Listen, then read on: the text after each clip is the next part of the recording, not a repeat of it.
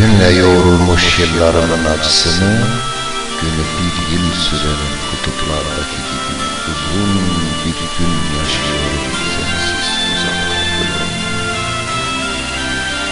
Titrek dudaklarımdaki renkte sana susadım. Sahibi olduğum bu kalbin solmuş bir güle benzediğini bir görsen. Üşümüş sevgisizlikten, paslanmış sahte aşklardan, kirlenmiş yalan sözcükler. Tükenmiş ama ölümü beklemez bir daha, ama bir daha denemek isterim. Ölmeden önüne aşık olmanı, ölmeden bir güle aşık olmanı,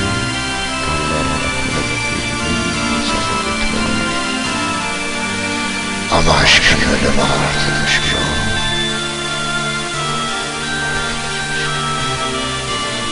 Güldüğüme bakma gülüm, ben ağlarken. Bir ateş düştü yüreğime, kalbime. Yandım, yanıyorum, yanıyorum, yanıyorum. Sevmeyi bilmeyen yanağını gülüm.